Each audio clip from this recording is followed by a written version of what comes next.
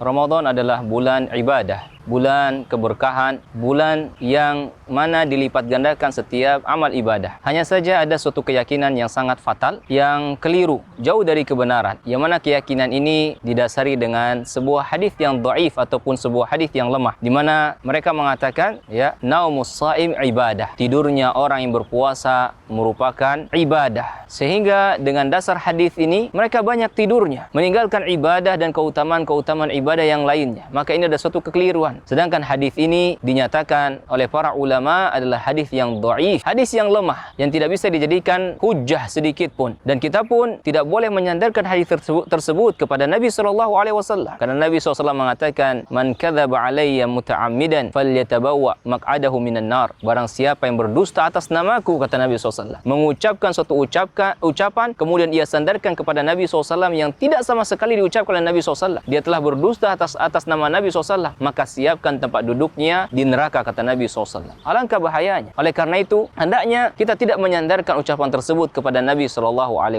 dan kita tinggalkan pemahaman-pemahaman yang keliru tersebut. Karena bulan Ramadan adalah bulan ijtihad, bulan berjihad, bersungguh-sungguh, berlomba-lomba dalam kebaikan, yang seharusnya kita kurangi jatah ataupun waktu tidur kita. Bukanlah berarti kita meniadakan tidur ataupun tidak boleh tidur, tidak. Karena sesungguhnya tidur itu merupakan hak mata kita, hak tubuh kita, karena tubuh juga butuh istirahat. Jikalau kita tidur sesuai dengan porsinya ketika Ramadan, maka ini akan menjadi ibadah pula kalau kita niatkan untuk memulihkan ataupun mengembalikan tenaga kita. Setelah kita istirahat, kita dapat lagi mengumpulkan tenaga kita, dan dengan tenaga tersebut kita dapat giat, dapat melaksanakan qiyamul lail, dapat lebih optimal dalam solat malam. Maka ketika itu ya, tidurnya kita bernilai ibadah. Ketika itu tidurnya kita bernilai ibadah, karena dia menopang kita untuk beribadah dan bukan karena dasar sebuah hadis yang dhaif ataupun hadis yang lemah tadi. Oleh karena itu, kaum muslimin dan muslimat yang dimuliakan Subhanahu wa taala, Ramadan adalah bulan ijtihad, bulan bersungguh-sungguh, bukan bulan bermalas-malasan, terlebih lagi bulan banyak tidur. Maka hendaknya kita tinggalkan firash kita, kita tinggalkan kasur kita, lipat dan gulung selimut kita, dan memperbanyaklah untuk beribadah. Karena Allah Subhanahu wa taala hendak melihat ila tanafusikum fil khair. Allah Subhanahu wa taala hendak melihat perlombaan kalian dalam kebaikan di bulan Ramadan ini. Semoga Allah Subhanahu wa taala membantu jiwa kita ya, dan jiwa kalian semuanya untuk dapat benar-benar beroptimal dalam melaksanakan ibadah di bulan Ramadan ini. Amin ya rabbal alamin.